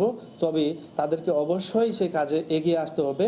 আমরা চেষ্টা করব যেন এই তাঁত শিল্প যারা জড়িত রয়েছেন ওনাদের এই কম্বল বা শীতবস্ত্রগুলো যদি সুযোগ থাকে আমরা অবশ্যই সেই বিষয়টা বিবেচনায় নিব। জেলা শহর থেকে 17 কিলোমিটার দূরে কেশুরবাড়ি গ্রামে প্রায় 700 পরিবারের মধ্যে এখন 400 পরিবার তাঁতি পেশায় জড়িত। সময় সংবাদ, ঠাকুরগাঁও। দেশের বাইরের খবর। ইউরোপের দেশগুলোর পর আফ্রিকার নাগরিকদের ওপর ভ্রমণ নিষেধাজ্ঞা জারি করতে যাচ্ছে যুক্তরাষ্ট্র। করোনা নতুন ভ্যারিয়েন্ট অমিক্রন এর সংক্রমণ ঠেকাতে এমন সিদ্ধান্ত নিচ্ছে বাইডেন প্রশাসন। আগামী সোমবার থেকে এই বিধিনিষেধ কার্যকর হবে। এদিকে কানাডাও আফ্রিকার দেশগুলোতে ভ্রমণ নিষেধাজ্ঞা আরোপ করতে যাচ্ছে বলে জানা গেছে। দক্ষিণ আফ্রিকায় করোনার নতুন ভেরিয়েন্ট শনাক্তের পর তা রীতিমতো উদ্বেগের কারণ হয়ে দাঁড়িয়েছে। ইতোমধ্যে সতর্ক অবস্থান নিয়েছে বিশ্বের বেশ কয়েকটি দেশ। এরই ধারাবাহিকতায় আফ্রিকার কয়েকটি দেশে ভ্রমণে নিষেধাজ্ঞা জারি করেছে যুক্তরাজ্য সহ ইউরোপের বিভিন্ন দেশ। এবার এ তালিকায় যুক্ত হল যুক্তরাষ্ট্র। স্থানীয় সময় শনিবার এক বিবৃতিতে মার্কিন প্রেসিডেন্ট জো বাইডেন এই পদক্ষেপকে নতুন ভেরিয়েন্টের সংক্রমণ ঠেকাতে সতর্কতামূলক ব্যবস্থা হিসেবে বলেছেন। করোনার নতুন ভেরিয়েন্ট সম্পর্কে বিস্তারিত জানা বোঝার আগেই আফ্রিকার নাগরিকদের ওপর ভ্রমণ নিষেধাজ্ঞা জারি করে সতর্কতামূলক ব্যবস্থা নেওয়া হচ্ছে। মার্কিন কর্মকর্তারা জানিয়েছেন দক্ষিণ Africa, Namibia, Zimbabwe, Botswana, Lesotho, Eswatini, Mozambique ও মালাউই থেকে আসা ফ্লাইটগুলো বন্ধ করে দেওয়া হবে। আগামী সোমবার থেকে এ বিধিনিষেধ কার্যকর হবে। তবে ওই দেশগুলোতে অবস্থানকারী কেবল মার্কিন নাগরিকদের দেশে ফেরার অনুমতি দেওয়া হবে। এদিকে একই পথে হাঁটতে যাচ্ছে কানাডাও। দক্ষিণ আফ্রিকা সহ ওই দেশগুলোতে অবস্থানকারী বিদেশি ভ্রমণকারীদের জন্য সীমান্ত বন্ধ করতে যাচ্ছে দেশটি। একই সঙ্গে দেশগুলো থেকে আসা ভ্রমণকারীদের জন্য নিষেধাজ্ঞা আরোপ করবে কর্তৃপক্ষ। এর আগে যুক্তরাজ্যের পাশাপাশি আফ্রিকার নাগরিকদের ওপর ভ্রমণ নিষেধাজ্ঞা জারি করেছে জার্মানি, ইসরায়েল সহ কয়েকটি দেশ। করোনার নতুন ওমিক্রন ভ্যারিয়েন্ট সর্বপ্রথম 24 নভেম্বর দক্ষিণ আফ্রিকায় শনাক্ত হয়। এরপর এটি আরও কয়েকটি দেশে শনাক্ত হয়। এতে বিশ্বব্যাপী নতুন করে আতঙ্ক সৃষ্টি হয়েছে। রাইসা জান্নাত, সময় সংবাদ। করোনা ভাইরাসের নতুন ভ্যারিয়েন্ট ওমিক্রন এর খবরে শেয়ারবাজার ধসসহ বিশ্ব বাণিজ্যে ব্যাপক প্রভাব পড়েছে। শুক্রবার একদিনেই যুক্তরাষ্ট্রে তেলের দাম ব্যারেল প্রতি কমে গেছে প্রায় $10। দরপতন হয়েছে বেশ কয়েকটি কোম্পানির শেয়ারে। শেষ মুহূর্তে স্থগিত করা হয়েছে বিশ্ব বাণিজ্য সংস্থা WTOর গুরুত্বপূর্ণ সম্মেলনও। যুক্তরাষ্ট্র থেকে লস্কর আল মামুনের রিপোর্ট। স্বাভাবিক ছন্দে ফেরা পৃথিবীকে কাঁপিয়ে ফের ধেয়ে আসছে করোনার নতুন রূপ ওমিক্রন। এরই মধ্যে বিশ্ব বাজার ব্যবস্থাকে যেন গ্রাস করেছে এই ভ্যারিয়েন্ট। সংক্রমণ ঠেকাতে আফ্রিকার দেশগুলো থেকে গমনাগমনে নিষেধাজ্ঞা দিয়েছে যুক্তরাষ্ট্র, ব্রিটেন, ইউরোপীয় union, Japan, Iran, Australia, Botswana, Zimbabwe, Namibia, Mozambique, Malawi, Thailand, Brazil ও ভারত সহ অনেক দেশ। ইতোমধ্যে দক্ষিণ আফ্রিকার সঙ্গে যোগাযোগ স্থগিত করেছে বাংলাদেশও। দক্ষিণ আফ্রিকায় প্রথম শনাক্ত হওয়া এই রূপান্তরিত ভ্যারিয়েন্টের সন্ধান মিলেছে বেলজিয়াম, বোতসোয়ানা, ইসরায়েল ও হংকংয়ে। ব্রিটেনের ইউনিভার্সিটি অব ওয়ারউইকের ভাইরাস বিষয়ক বিশেষজ্ঞ লরেন্স ইয়াং বলেন, টিকা দেওয়ার ফলে মানবদেহে যে রোগ প্রতিরোধ ক্ষমতা সৃষ্টি হয়, নতুন এই ভ্যারিয়েন্ট তাকে অকার্যকর করে দিতে পারে। ওমিক্রন শনাক্ত হওয়ার পর আর্থিক বাজারে দেখা দিয়েছে চরম অস্থিরতা। বিশেষ করে বিমান সংস্থাগুলোর শেয়ার সহ অন্যান্য ভ্রমণ সেক্টরে তা সবচেয়ে বেশি আঘাত হেনেছে। বিশ্ববাজারে শুক্রবার একদিনই তেলের দাম পড়ে গেছে ব্যারেল প্রতি প্রায় $10। একই দিন শতকরা 2.5 পতনের কারণে বন্ধ হয়ে গেছে ডো জন্স ইন্ডাস্ট্রিয়াল এভারেজ।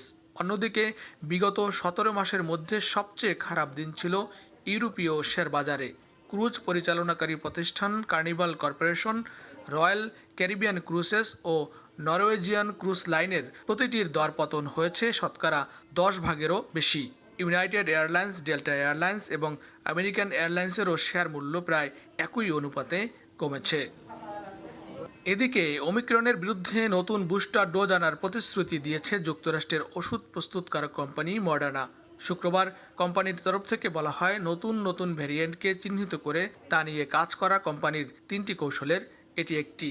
ভ্যারিয়েন্টটিকে উদ্বেগজনক বললেও কিছুদিনের মধ্যেই এটিকে রুখতে কৌশল বের করার ব্যাপারে আশাবাদী মডার্নার প্রধান নির্বাহী কর্মকর্তা। লস্কর আল মামুন, সময় সংবাদ, যুক্তরাষ্ট্র। করোনা নতুন ভ্যারিয়েন্ট ওমিক্রনের সংক্রমণ এড়াতে দক্ষিণ আফ্রিকার 8টি দেশের সঙ্গে ভ্রমণ নিষেধাজ্ঞা জারি করেছে আইরিশ সরকার।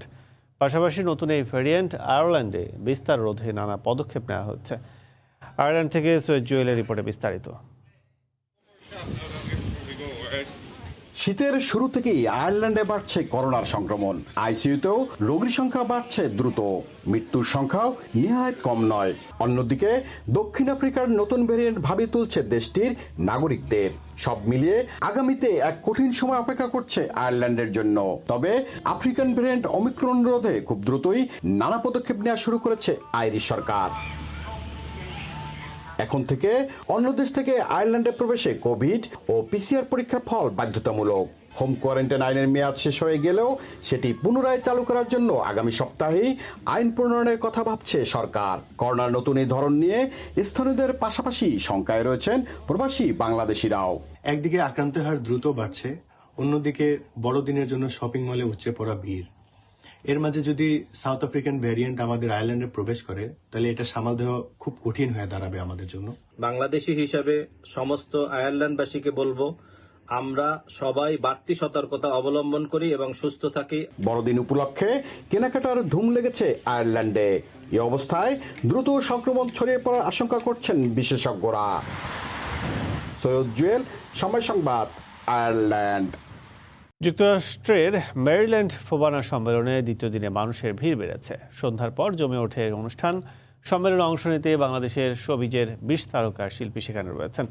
এছাড়াও স্থানীয় 30 সংগঠন অংশ নিচ্ছে। মেরিল্যান্ডের বাল্টিমোরে ফোবানা স্থলে আছেন সহকর্মী হাসানুজ্জামান সাকি। সরাসরি যাচ্ছে তার কাছে। সাকি। কাজল আব্দুল্লাহ, আপনাকে ধন্যবাদ। Federation of Bangladeshi associations in north America, FOBANA বলেই সারা বিশ্বের বাংলাদেশিরা যে সম্মেলনকে চেনেন, সেই সম্মেলনটি নর্থ আমেরিকার যুক্তরাষ্ট্রের মেরিল্যান্ডের বাল্টিমোরে অনুষ্ঠিত হচ্ছে। গতকালকে সেটি উদ্বোধন করেছেন মুক্তিযুদ্ধ বিষয়ক মন্ত্রী আকম মুজাম্মেল হক, এবং আজকে দ্বিতীয় দিনের মতো এই উৎসব চলছে। বিপুল পরিমাণের মানুষজন এই ভেন্যুতে উপস্থিত হয়েছেন। এটি একটি দৃষ্টিনন্দন একটি ভেন্যু। ফুটোমেট নদীর পারে যে ন্যাশনাল হারবার, সেই ন্যাশনাল হারবারে এটি 7 তারকা বিশিষ্ট কনভেনশন হলে এটি হচ্ছে।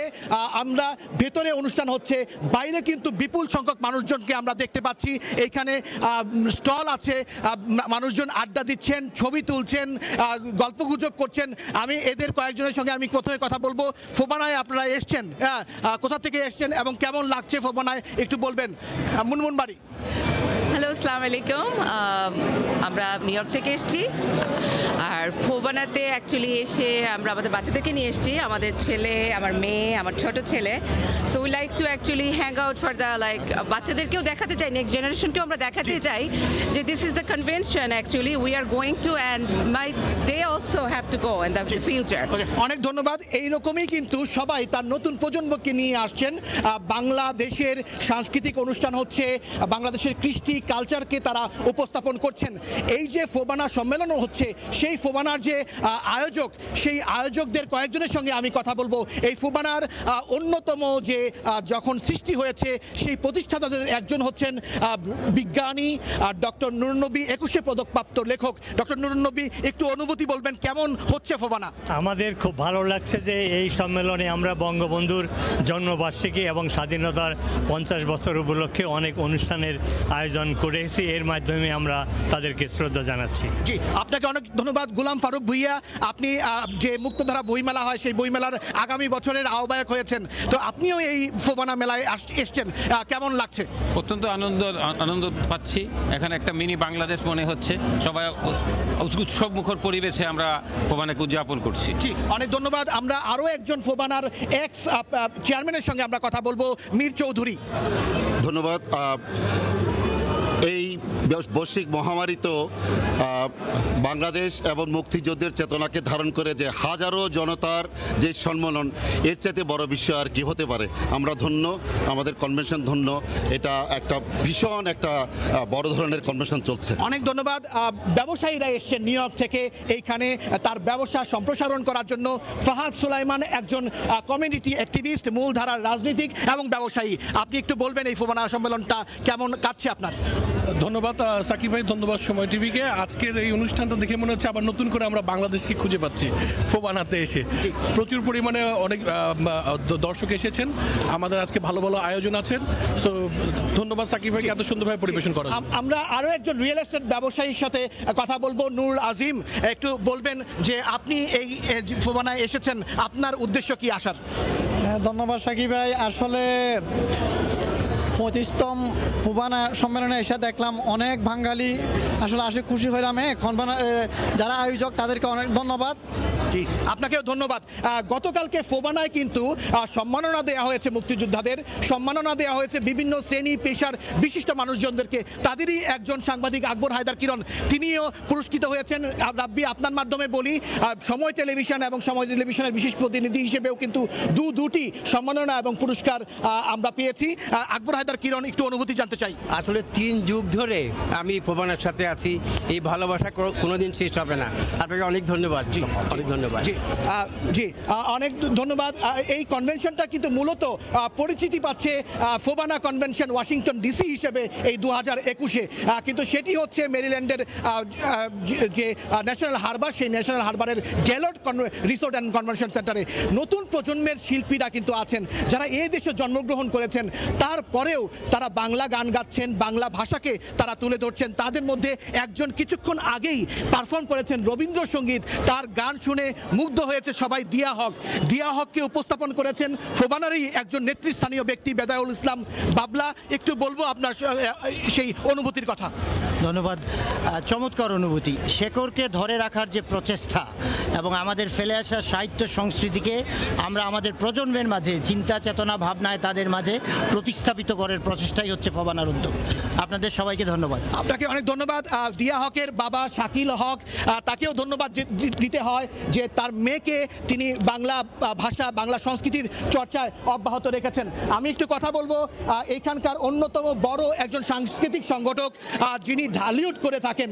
ঢালিউড এই বছরের ডিসেম্বরের 4 তারিখ আর আগামী সপ্তাহেই ঢালিউড অনুষ্ঠিত হবে, আরেকটি বড় সাংস্কৃতিক উৎসব যেটি দীর্ঘ 20 বছর যাবৎ অনুষ্ঠিত হচ্ছে। সেই আলমগীর খান আলম একটু বলবেন ফোবানা সম্পর্কে। আমার মনে হয় গত 35 বছরের মধ্যে এটি সর্ববৃহৎ একটি ফোবানার মিলন মেলা অনুষ্ঠিত হয়েছে। অত্যন্ত চমৎকার একটি ভেন্যু, গেলট রিসোর্ট অ্যান্ড কনভেনশন সেন্টার। সত্যি সবার সাথে দেখা হলো এবং আমি আশা করব যে আগামীতে ফোবানা এরকম আরও ভালো ভালো ভেন্যুতে অনুষ্ঠিত হবে এবং আপনাদের সকলকে আমরা 19তম ঢালিউড ফিল্ম অ্যান্ড মিউজিক অ্যাওয়ার্ডে আমন্ত্রণ জানাচ্ছি, যেটি আমাজুরা কনসার্ট হলে অনুষ্ঠিত হবে নিউ ইয়র্কের আগামী শনিবার। কারা কারা এই ঢালিউডে আসবেন একটু যদি বলেন দর্শকদের উদ্দেশ্যে। এটা আগাম আপনারা ইতিমধ্যে জেনে গেছেন যে কিং খান বলে খ্যাত বাংলাদেশের শাকিব খান ইতিমধ্যে নিউ ইয়র্কে এসে পৌঁছেছেন এবং আমাদের 14 বার জাতীয় পুরস্কারপ্রাপ্ত শিল্পী সাবিনা ইয়াসমিন সহ প্রায় 25 জন ইন্ডিয়া, বাংলাদেশ এবং হলিউডের তারকা শিল্পী অংশগ্রহণ করবেন। অনেক ধন্যবাদ জনাব আলমগীর খান আলম আপনাকে। সময় রাব্বি আপনাকে জানিয়ে রাখি সেই ঢালিউডের যে বড় উৎসব, সেই বড় উৎসবেরও কিন্তু মিডিয়া পার্টনার হয়েছে সময় টিভি। আমরা আরও একজনের সঙ্গে কথা বলবো, ফোবানার আরও একজন নেতৃস্থানীয় ব্যক্তি। একটু বলবেন যে এই ফোবানায় আপনি এসেছেন, আপনি তো মেরিল্যান্ডে থাকেন না, আপনি ওয়াশিংটন ডিসিতেও থাকেন না, আপনি দূর স্টেট থেকে এসেছেন এবং আজকে এইবারের আয়োজনটি কেমন লাগছে? আমি প্রাক্তন চেয়ারম্যান রেয়ান রেজা এবং আপকামিং চেয়ারম্যান ফর 2021-22। এটা আমাদের প্রথম সবচেয়ে বড় একটা গ্যালারি সেন্টারও হয়েছে 35th কনভেনশন এবং এখানে এত লোক এসেছে এইবার প্যান্ডামিকে, আমরা সত্যি আনন্দিত এবং আমাদের আগামী সম্মেলন হবে শিকাগোতে। আমরা সবাইকে আমন্ত্রণ জানাচ্ছি। আপনাকে অনেক ধন্যবাদ। কাজল, দুঃখিত আপনার কাছে যে আমি সব বারবার আপনাকে রাব্বি বলছি। কাজল আব্দুল্লাহ, আপনাকেও ধন্যবাদ। আমরা কথা বলবো দিয়া হকের সাথে। নতুন প্রজন্মের কেমন লাগলো, দর্শকদের কাছ থেকে কেমন সাড়া তুমি আজকে পেলে তোমার যে রবীন্দ্রসঙ্গীত গিয়েছো তারপরে একটু বলো। I'm really honored and delighted to be here. I feel like the meaning of this convention is like every performance and act like it has a meaning behind it that you can learn from. Thank you. অনেক ধন্যবাদ। আমরা শেষ করছি জাকারিয়া চৌধুরীকে দিয়ে।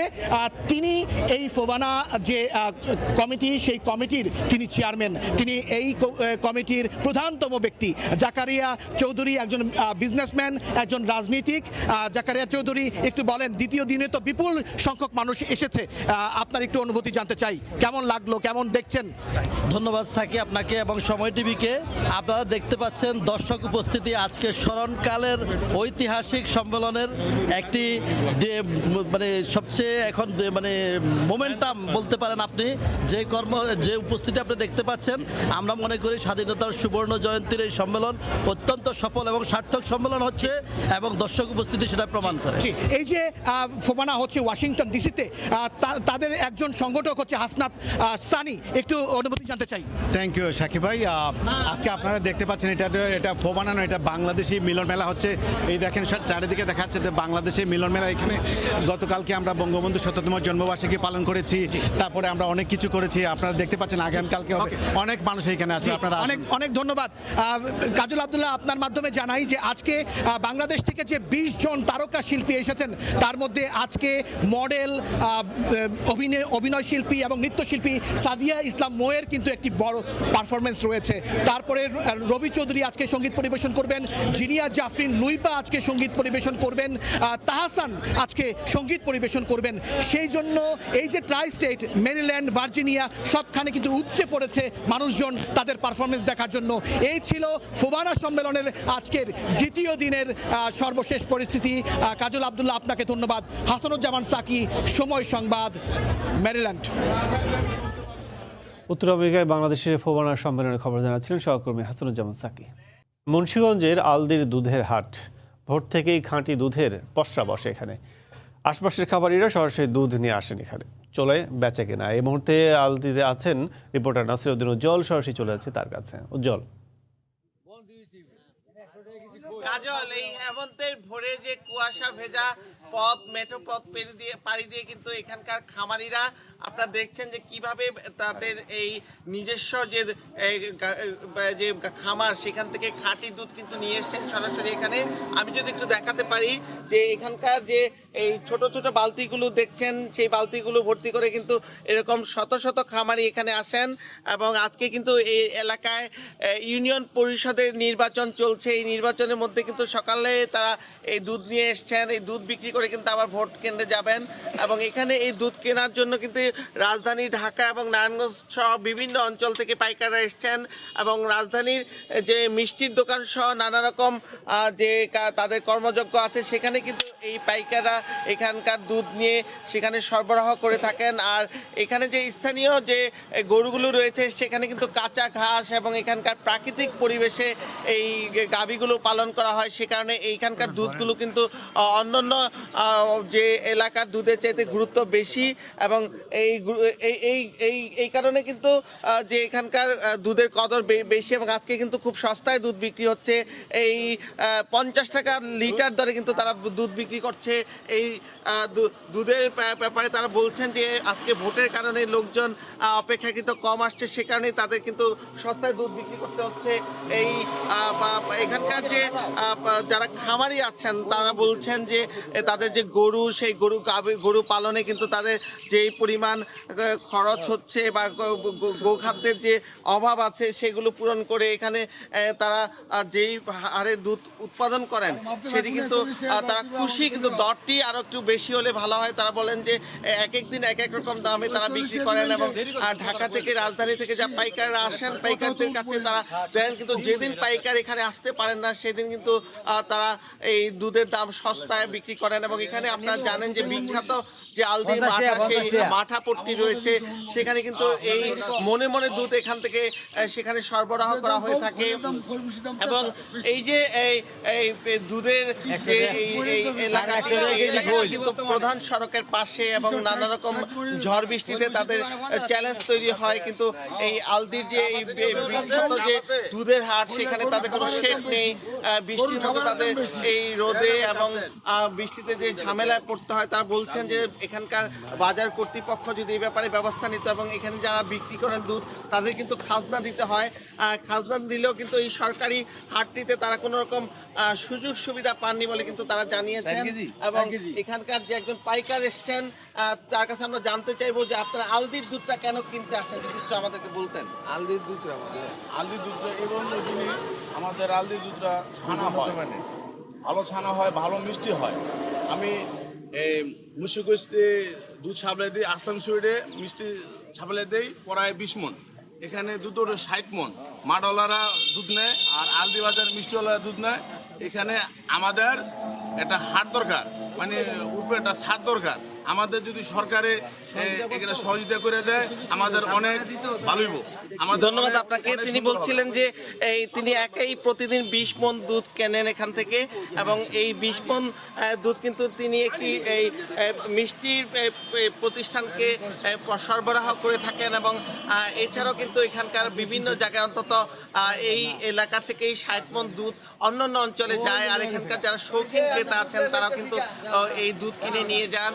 এবং এই মুন্সিগঞ্জের আশপাশে এলাকা ছাড়াও কিন্তু অনেক অঞ্চল থেকে এই খাঁটি দুধ কেনার জন্য আসেন। কারণ এই পুরো অঞ্চলটা হচ্ছে গোচারণ ভূমির মতো এবং চর এলাকায় প্রচুর গবাদি পশু পালন হচ্ছে। এবং সেই যে এই প্রাকৃতিক পরিবেশের যে এই গবাদি পশু, সেখান থেকে যে দুধটা পাওয়া যাচ্ছে, এইখানকার যে প্রাণী সম্পদ কর্মকর্তা তিনিও বলছেন যে এটা থেকে কিন্তু তারা ছানা বেশি পান বা এই কারণে এখানে আসছেন। তো এই ছিল মুন্সিগঞ্জের দুধের হাটের সবশেষ। কাজল। মুন্সিগঞ্জের আলদি থেকে আমাদের সাথে যোগ দিয়েছিলেন সহকর্মী নাসিরউদ্দিন উজ্জ্বল। ট্রাক রাখার পর্যাপ্ত জায়গা নেই বেনাপোল স্থলবন্দরে, ফলে বেনাপোল ও ভারতের পেট্রাপোল বন্দরে তৈরি হয়েছে ট্রাক জট। এতে আমদানি রপ্তানি বাণিজ্যে সংকট তৈরি হচ্ছে বলে অভিযোগ ব্যবসায়ীদের। আর খালাস না হওয়ায় অনেক পণ্য নষ্ট হচ্ছে বলে জানান ট্রাক চালকরা। তবে ধারণ ক্ষমতা বাড়াতে জমি অধিগ্রহণের কথা জানিয়েছে বন্দর কর্তৃপক্ষ। বেনাপোল থেকে আজিজুল হকের পাঠানো তথ্য, ছবি নিয়ে রিপোর্ট। ধারণ ক্ষমতার অভাবে বেনাপোল স্থলবন্দরের দুই পাশে তৈরি হয়েছে পণ্যবাহী ট্রাক জট। বাংলাদেশে প্রবেশ করতে না পেরে ভারতের বেনাপোল বন্দরে অপেক্ষায় আছে প্রায় ৭,০০০ ট্রাক।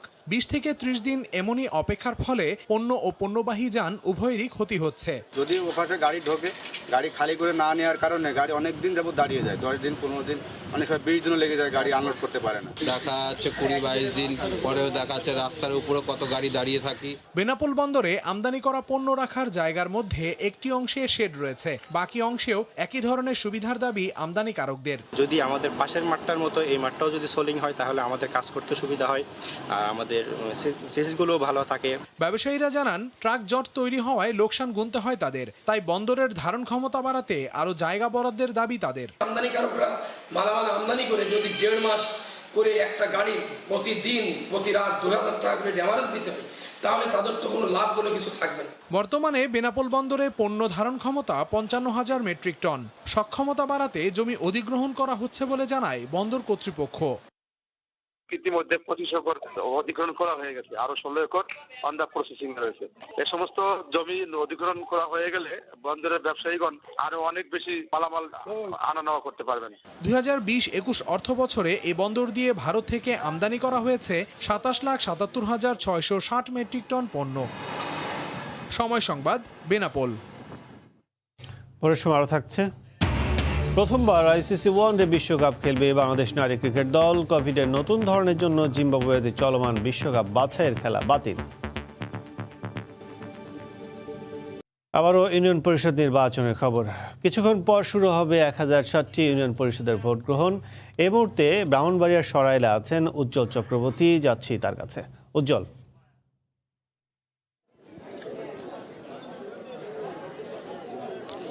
কাজল, এই মুহূর্তে আমি দাঁড়িয়ে আছি ব্রাহ্মণবাড়িয়ার সরাইল পশ্চিম কোট্টাপাড়া প্রাথমিক বিদ্যালয় কেন্দ্রে। আপনাকে জানিয়ে রাখি, আজকে ব্রাহ্মণবাড়িয়ার 33টি ইউনিয়নের 3টি উপজেলা 33টি ইউনিয়নের পরিষদের ভোট গ্রহণ অনুষ্ঠিত হচ্ছে। অল্প কিছুক্ষণের মধ্যেই কিন্তু ভোট গ্রহণ শুরু হবে। ভোট গ্রহণকে কেন্দ্র করে কিন্তু ইতিমধ্যেই ভোট কেন্দ্রগুলোতে ভোটাররা আসতে শুরু করেছে। আমি যে কেন্দ্রটি দাঁড়িয়ে আছি সেটি কোট্টাপাড়া পশ্চিম সরকারি প্রাথমিক বিদ্যালয় কেন্দ্র। এই কেন্দ্রে ইভিএম পদ্ধতিতে ভোট গ্রহণ করা হবে, অর্থাৎ সরাইল উপজেলার 9টি ইউনিয়নের মধ্যে সদর ইউনিয়ন একটি কেন্দ্রেই কেবলমাত্র ইভিএম পদ্ধতিতে ভোট গ্রহণ অনুষ্ঠিত হবে। বাকি যে 8টি ইউনিয়ন আছে সেগুলোতে কিন্তু ব্যালটের মাধ্যমে ভোট গ্রহণ অনুষ্ঠিত হবে। ভোট গ্রহণকে কেন্দ্র করে সরাইল পশ্চিম সরকারি প্রাথমিক বিদ্যালয় ভোট কেন্দ্রে কিন্তু ভোটাররা আসতে শুরু করেছেন এবং তারা কিন্তু ইতিমধ্যেই ভোট কেন্দ্রের বাইরে কিন্তু ভিড় করছেন।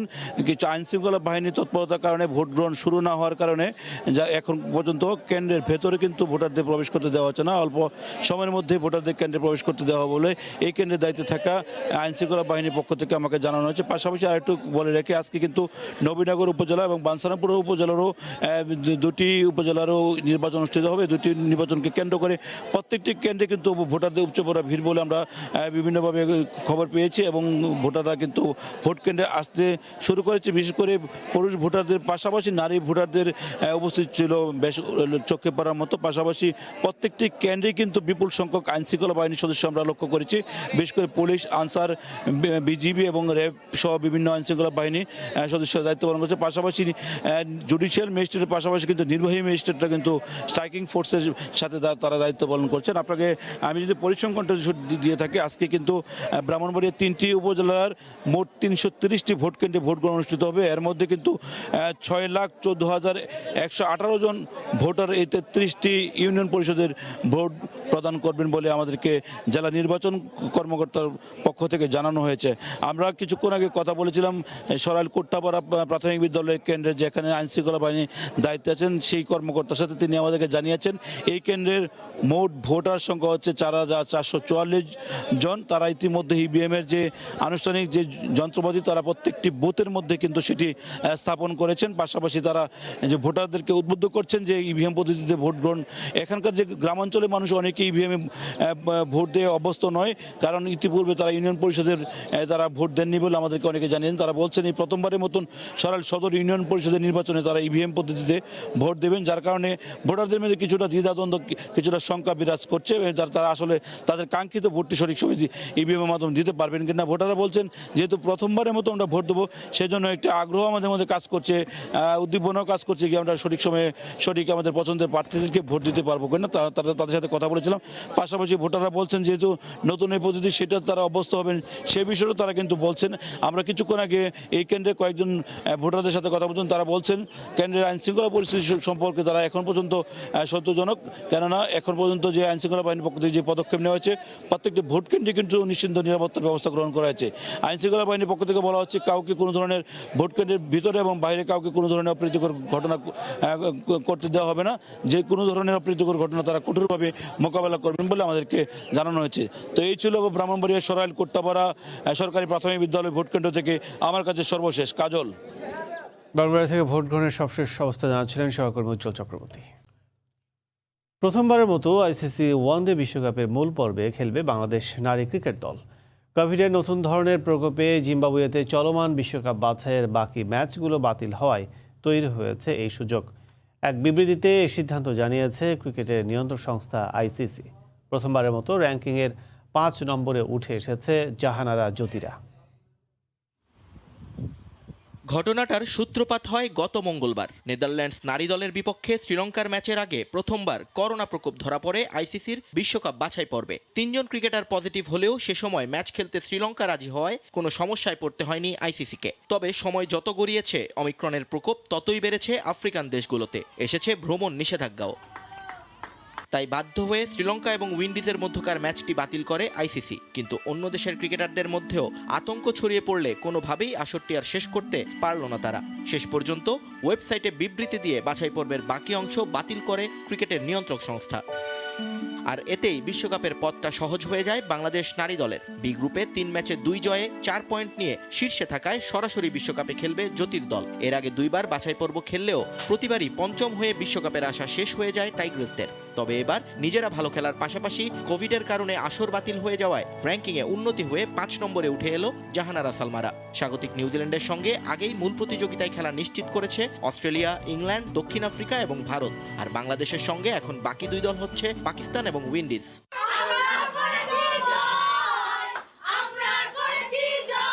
এই খবর পাওয়ার সঙ্গে সঙ্গেই আনন্দে মেতেছেন বাংলাদেশের নারী ক্রিকেটাররা। দীর্ঘ অপেক্ষার অবসান হওয়ায় নেচে গিয়ে নিজেদের মধ্যে ভাগ করে নিয়েছেন বিশ্বকাপে সুযোগ পাওয়ার ভালো লাগা। এদিকে বাংলাদেশ নারী দলকে দ্রুত জিম্বাবুয়ে থেকে অন্য কোনো দেশে নিয়ে যেতে চেষ্টা করছে আইসিসি। ইতোমধ্যে আইসিসির সংশ্লিষ্ট বিভাগের সঙ্গে আলোচনাও করেছে বাংলাদেশ ক্রিকেট বোর্ড। নিয়ন মোহাইমিন, সময় সংবাদ। এদিকে প্রথমবারের মতো ওয়ানডে বিশ্বকাপে খেলার সুযোগ পাওয়ায় আনন্দে উচ্ছ্বসিত বাংলাদেশ নারী ক্রিকেট দলের সদস্যরা। বিশ্বকাপেও বাছাই পর্বের ভালো পারফরমেন্স বজায় রাখার আশাবাদ ছিল তাদের কণ্ঠে। খুব দ্রুত সুস্থ অবস্থায় দেশে ফিরতে দেশবাসীর দোয়াও চেয়েছেন ক্রিকেটাররা। স্বপ্ন নিয়ে যে উদ্দেশ্যে আমরা এখানে এসেছিলাম জিম্বাবুয়েতে, সেটা পূরণ হয়েছে। হয়তো সেটা কিছুদিন পরে হতো, এটা অনেক আগে হয়ে গিয়েছে, যার জন্য আমরা আরো বেশি আনন্দিত।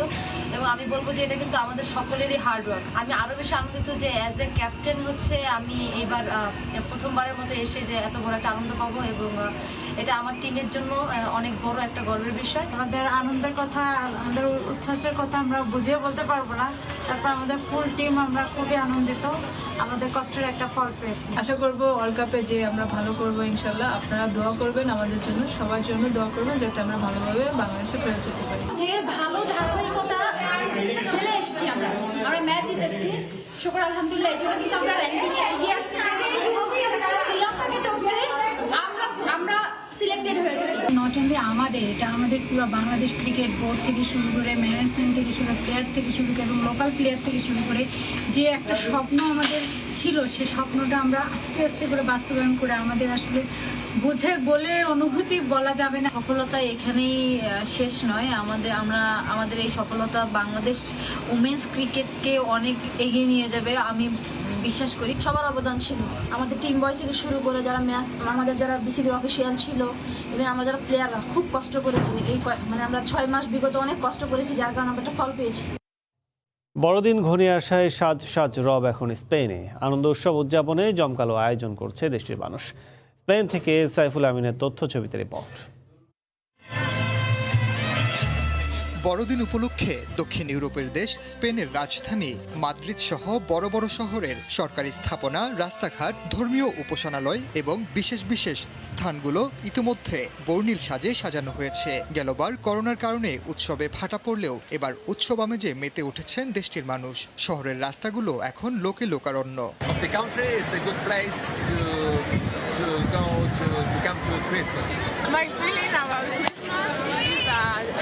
এখানে বিভিন্ন দেশ থেকে অনেক পর্যটক এসেছে, সবাই আমরা একসাথে আনন্দ করছি। আমরা আশা করি যে এই আনন্দ আরো অনেক দিন এই দেশ আমাদের মধ্যে থাকবে। বার, রেস্তোরাঁ থেকে শুরু করে শপিং মলে মানুষের ভিড় বাড়ছে। ব্যবসায়ীরাও বর্তমানে ব্যস্ত সময় পার করছেন। পিছিয়ে নেই বাংলাদেশি ব্যবসায়ীরাও। মহামারী করোনার কারণে গত বছরের লোকসান কাটিয়ে মুনাফার আশায় দিনরাত পরিশ্রম করছেন তারা। প্রতি বছর আমরা 30 মাসের জন্য অপেক্ষা করি।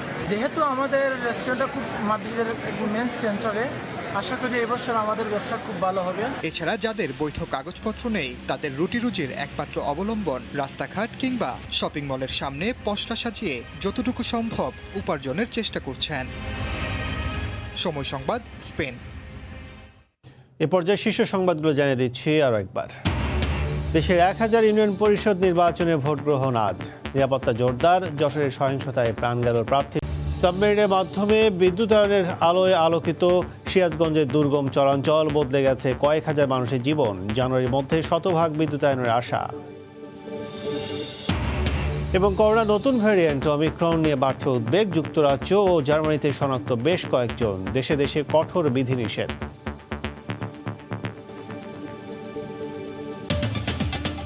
এই ছিল ভোরের সময়। সঙ্গে থাকুন সময়ের।